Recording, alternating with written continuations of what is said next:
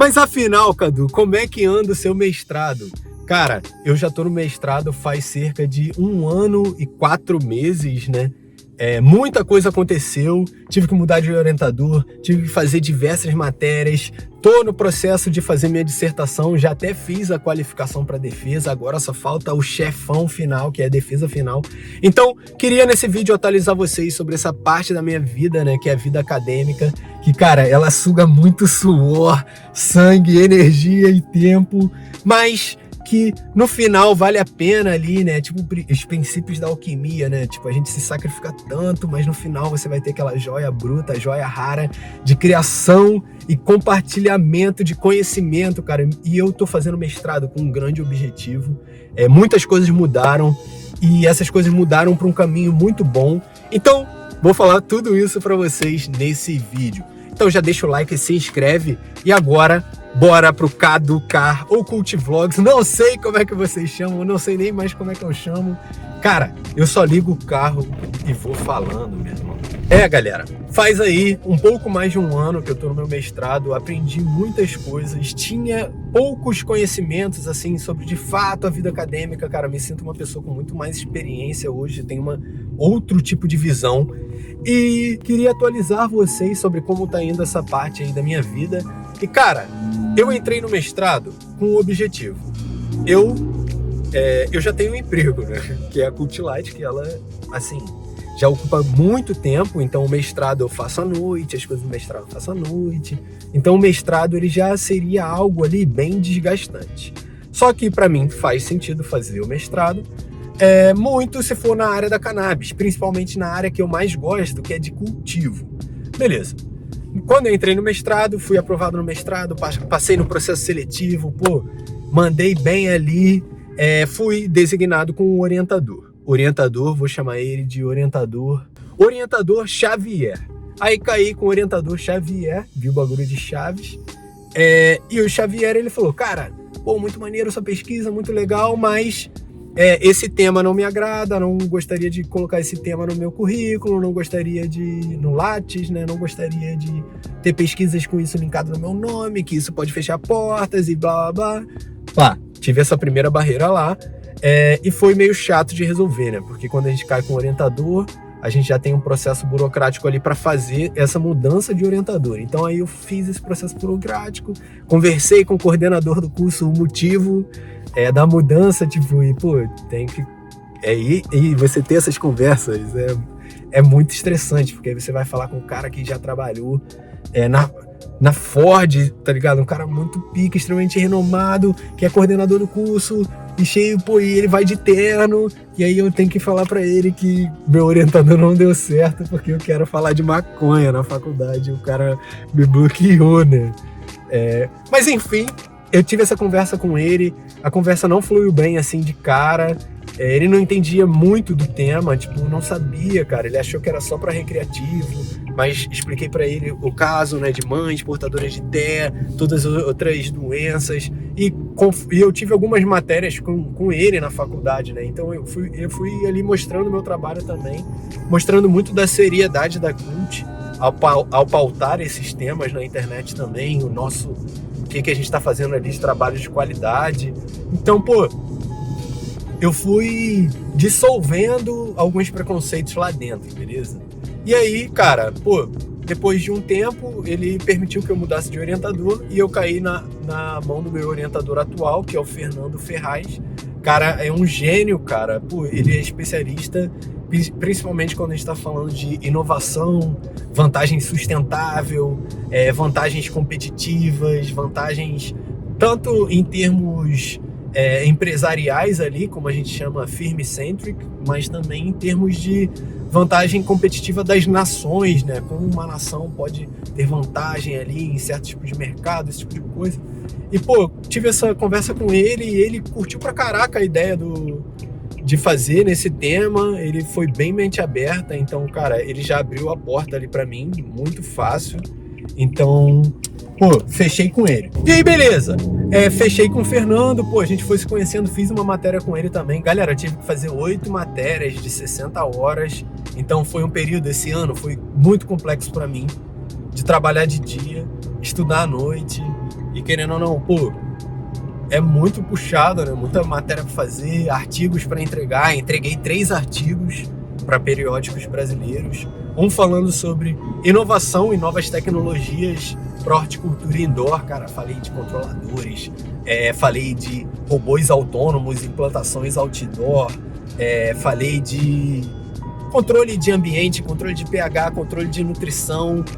Isso que a gente está agora, que é horticultura de precisão, né? Que é o nome correto dessa área, de você controlar até o que a planta está respirando, o que sai, o que entra, sabe? Isso aqui muito maneiro. Então, fiz um artigo sobre isso. Fiz um artigo sobre metodologias ágeis na horticultura, como é que isso aumenta. Esse foi um artigo um pouco mais simples. Mas pequenos artiguinhos assim, coisa de 15 páginas, nada assim de um grande gênio pesquisador. E comecei a entrar mais na área do meu mestrado, né? Porque eu acabei esse segundo período e eu ainda estava acabando o primeiro período e comecei a já conversar com o meu orientador sobre, cara, afinal, eu e você, Fernando, sobre o que vai ser o mestrado. Porque meu objetivo inicial era fazer padrões e práticas para o cultivo de cannabis. Eu tô muito focado nessa parada, porque, cara, eu amo cultivar. Eu sinto que o meu cultivo, ele é meu pequeno laboratório, eu conseguiria testar muita coisa ali, mas eu queria fazer um compiladão de todos os padrões e práticas de pesquisas que falam do cultivo da planta. Então, qual é a melhor temperatura, a melhor umidade, o melhor ppfd, sabe? Listar esse tipo de coisa, listar em termos de nutrição, de bioestimulante, juntar tudo que fala sobre o manejo, sobre o cultivo, que é a minha parte, que eu mais amo, cara. E basicamente, todos os artigos que eu faço aqui, análise da literatura, cara, são artigos que eu pretendo usar, que eu já vou guardando, que eu já, falou isso de bioestimulante, quero colocar isso como uma prática do manejo, que pode, tá ligado? Eu vou listar várias coisas. Então eu tava com essa pesquisa em mente. Só que aí, cara, no mundo acadêmico, quem é de lá sabe que não é, eu quero pesquisar isso, bora. Não, porque tu tem que convencer o seu orientador, e tem que ser algo que encaixe com o que ele faz também, e ele tem que ter um conhecimento para dar input ali também, até para ter certeza de que o trabalho é bom. Se for sobre um tema que ele não entende nada, que ele não vai poder agregar, ele fica muito limitado, e acaba que não faz tanto sentido assim, porque, ele é um grande cara ali, de um grande nome, e eu sou o mero Cadu, tô entrando agora, tô no mestrado, não provei nada pra ninguém ainda, não tenho um grande método, tô aprendendo. E aí, cara, ele me sugeriu algo que no início eu fiquei levemente confuso, gostei da ideia e falei, cara, quer saber? Eu sinto que tem uma parada aí. Porque ele falou, cara, eu estudo vantagens competitivas, vantagens sustentáveis de nações, vantagens sustentáveis no geral e cadeias de valor. E aí, basicamente, explicando resumidamente, tem algumas formas da gente falar sobre cadeias produtivas. E aí, formas de analisar, né? Aí a gente tem a lente, que é uma lente mais de operações, que aí a gente estaria falando de supply chain, cadeia de suprimentos. Como é que a gente produz as coisas, como é que essas coisas chegam nos locais. A gente fala bastante de logística, né, que é uma parte ali dentro de cadeia de suprimentos.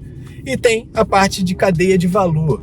A cadeia de valor é um pouco mais estratégica ali, né? Então ela fala aonde o valor é criado, como esse valor se move na cadeia, quais são as atividades ali que geram mais valor. E aí falando isso dentro de empresas, né, mas pensando também em termos de nação, a gente consegue analisar, quais nações podem ter melhores cadeias específicas que consigam gerar mais valor.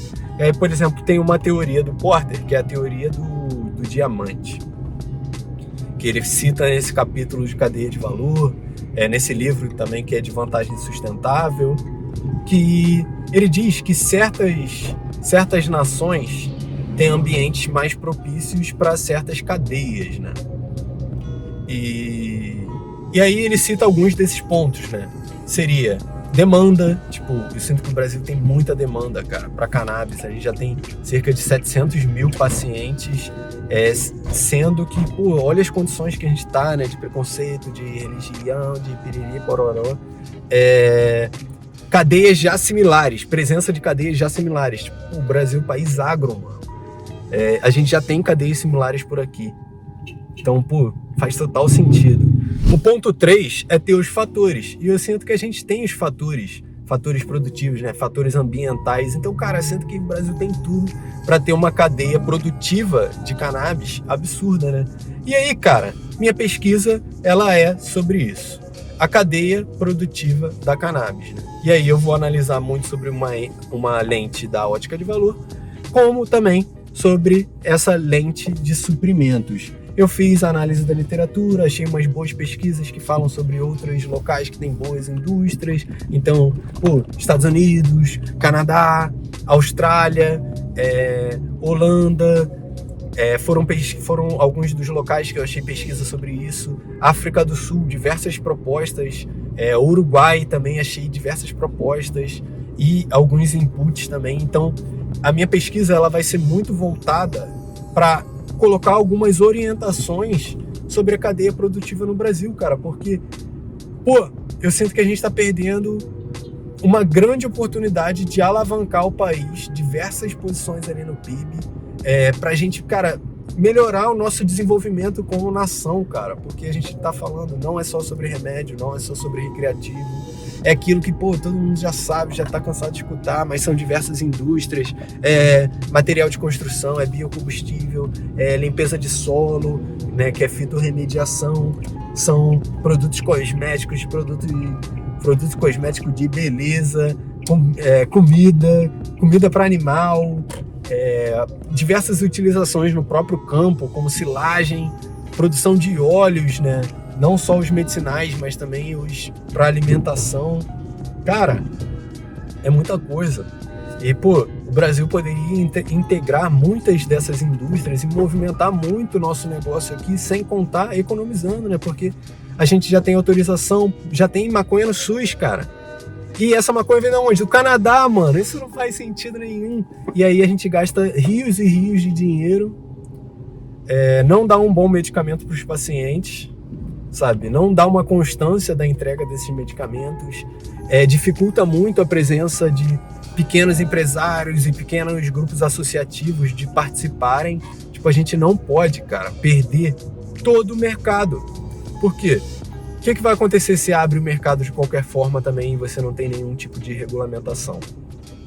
O que acontece? Vem grandes players que vão falar, caraca, Brasil, vai ser nosso celeiro.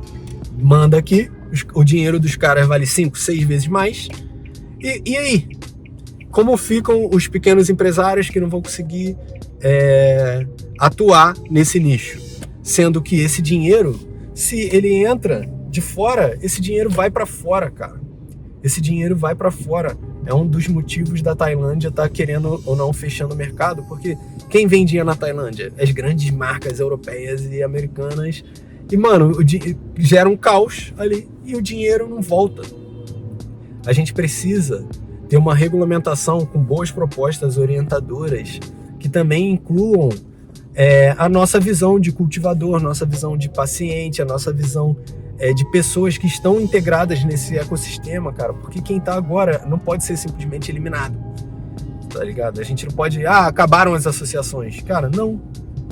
Tipo, não, muito pelo contrário, a gente tem que fazer uma reparação histórica também, né? Então, você começar excluindo diversos membros, você depois gera problema, né? Que a gente vê diversos problemas no estilo de legalização lá dos Estados Unidos, muito por conta dessa exclusão, o renascimento do ilegal, porque acaba que muitos do ilegal não conseguiram entrar no mercado legal. Isso gerou diversos problemas lá nos Estados Unidos, gera até hoje as licenças serem extremamente caras, impossibilita que existam pequenos empreendedores, que essas pequenas comitivas façam parte. Lá nos Estados Unidos as licenças, cara, custam até $500 mil.